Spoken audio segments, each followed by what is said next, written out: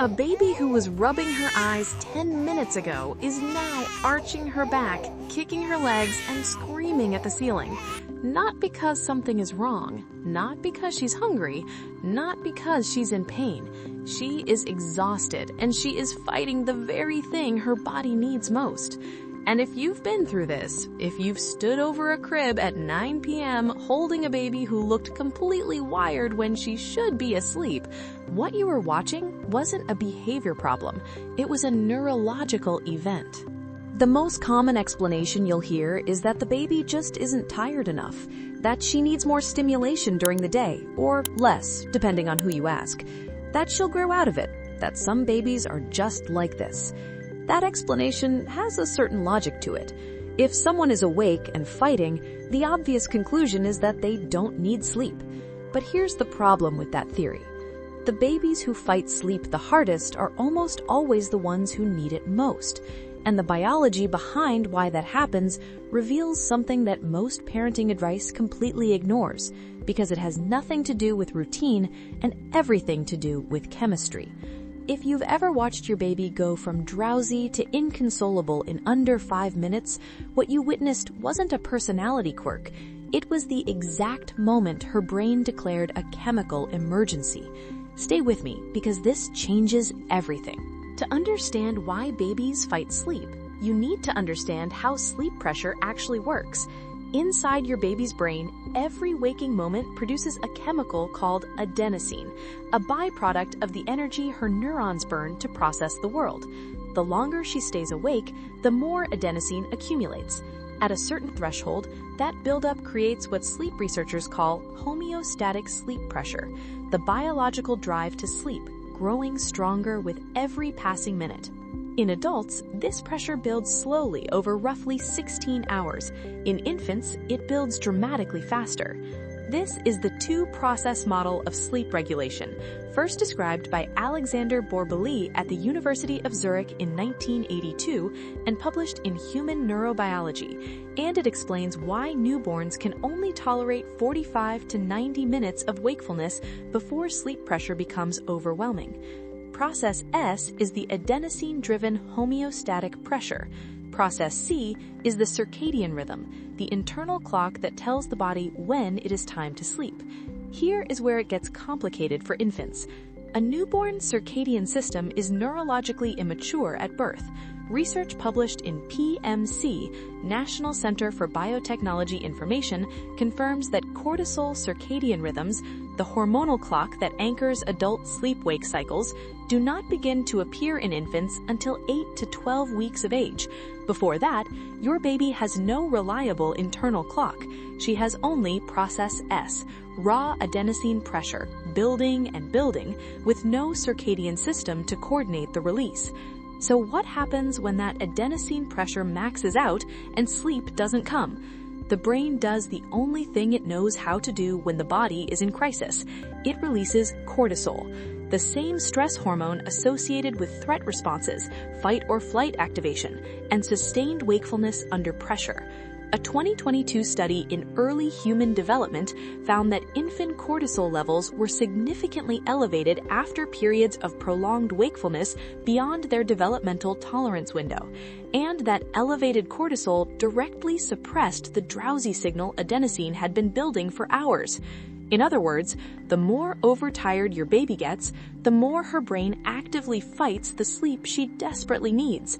This is the paradox, and it has a name: the second wind.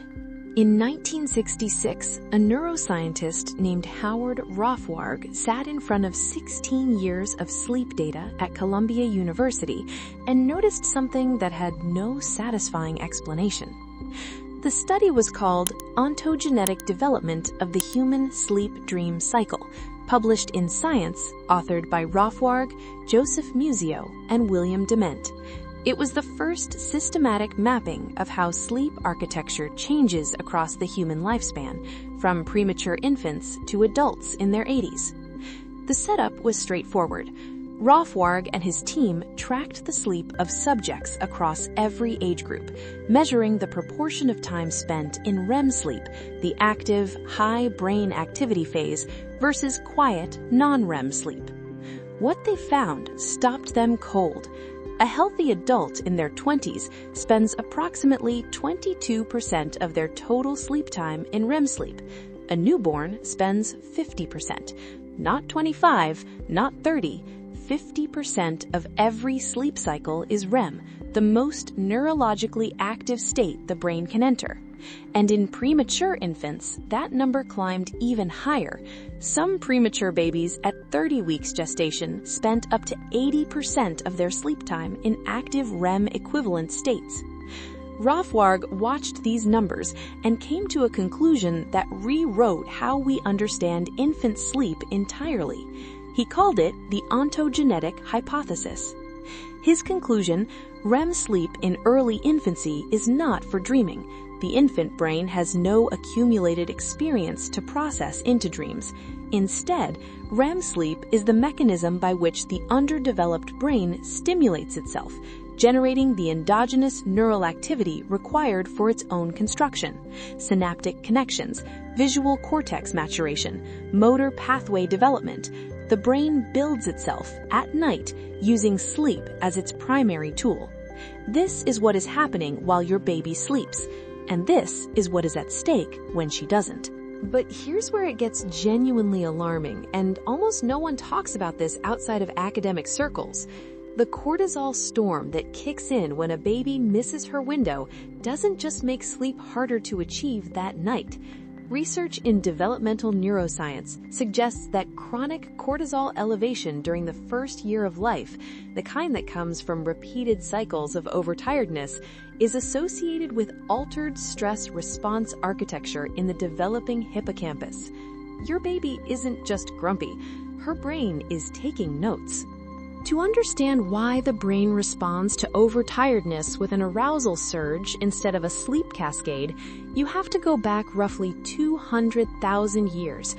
In the ancestral environment in which the human infant brain was designed, sleep was dangerous. An infant who fell deeply asleep at the wrong time, too far from the group, too exposed, too unresponsive, was an infant at risk. The babies who survived were the ones whose brains maintained a neurological sensitivity to the environment, who could be pulled back from the edge of sleep by a sound, a temperature drop, or a change in the texture of the surface beneath them. Sleep resistance wasn't a defect, it was a feature. The cortisol surge at overtiredness is a legacy alarm system, the brain's attempt to scan the environment one last time before surrender. Is it safe here? Is someone watching? Can I let go? Your baby cannot answer those questions consciously, but her nervous system is asking them on every approach to sleep. When she fights, she is not disobeying. She is executing ancient code written long before language, long before cribs, long before the concept of a bedtime existed. 200,000 years of evolution didn't wire the infant brain for hypervigilance at sleep onset by accident.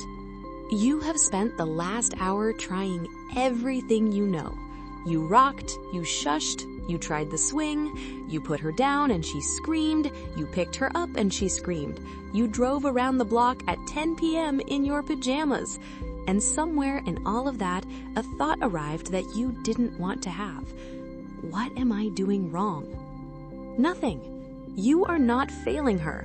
You are encountering the full force of a neurochemical system that evolved over 200 millennia, now running in the body of a person who weighs 11 pounds. You are not just her parent at bedtime. You are the circuit breaker for a neurological storm her brain cannot shut off on its own. Her cortisol is elevated. Her adenosine is maxed. Her circadian system is still weeks or months from coming fully online. She cannot regulate this. Not yet. That is not a flaw in her character. It is the biological reality of being a pre-motor, pre-linguistic, pre-regulatory human. The research is clear that your presence, your warmth, your voice, your predictable response is the external co-regulation her nervous system is calling for when it broadcasts that alarm. You are not being manipulated. You are being summoned. Here's what you actually need to watch for. Layer 1. The signal. There is a window specific to your baby's developmental stage between the first drowsy cue and the cortisol override. In newborns from 0 to 8 weeks, that window is approximately 45 to 60 minutes from the last wake. By 3 to 4 months, it extends to roughly 75 to 120 minutes. The observable signs that window is closing: eye rubbing, gaze aversion, a sudden reduction in social smiling, slowed limb movement. These are the signals before the storm. Once arching begins, once the cry shifts pitch into that sharp rhythmic pattern, the window has likely closed. Layer 2, relativization. This does not automatically mean your baby has a sleep disorder. Every baby's adenosine clearance rate, cortisol sensitivity, and circadian maturation timeline is individual. Some infants are biologically predisposed to shorter wake windows. Some are wired for extended ones. The window guidelines are statistical averages, not diagnostic criteria. Layer 3, scientific urgency. The reason timing matters is neuroplasticity. Research from the University of Cambridge, published in Pediatric Research in 2024, identified sleep, specifically the REM sleep Rothward mapped in 1966, as the primary driver of synaptic pruning and cortical organization during the first 12 months of life. Sleep is not recovery. Sleep is construction. The brain does not pause development at night, it accelerates it. Every full sleep cycle your baby completes is a session of active neurological architecture. Chronic sleep disruption before 12 months is associated in longitudinal studies with measurable differences in language acquisition speed, emotional regulation capacity, and stress response calibration at 24 months. Layer 4, what you can do right now. Pick one observable drowsy cue. Just one, the first one your baby reliably shows, and treat it as a non-negotiable transition signal, not a suggestion, a biological start button. Build a 5-minute wind-down ritual that begins at that cue, every time without exception. Dim the light, drop the noise level, change the physical environment. You are not creating a habit, you are giving your baby's cortisol system a predictable descending ramp before the storm arrives. That consistency is the only external variable you can reliably control. Next week, we're covering something that surprises almost every parent the first time they see it. A baby who wakes up crying exactly 45 minutes after falling asleep. Not because she's hungry, not because she's in pain, but because of a specific flaw in the way the infant brain transitions between sleep cycles. The science behind it is stranger than anything you've been told. Was there a night when your baby hit that cortisol wall, when she went from heavy-eyed to completely wired in under 5 minutes, and you couldn't figure out what had just happened? Tell me about it in the comments. If this reframed the way you think about what's happening in your baby's brain at night, subscribe. This channel exists to give you the science behind the moments no one prepares you for.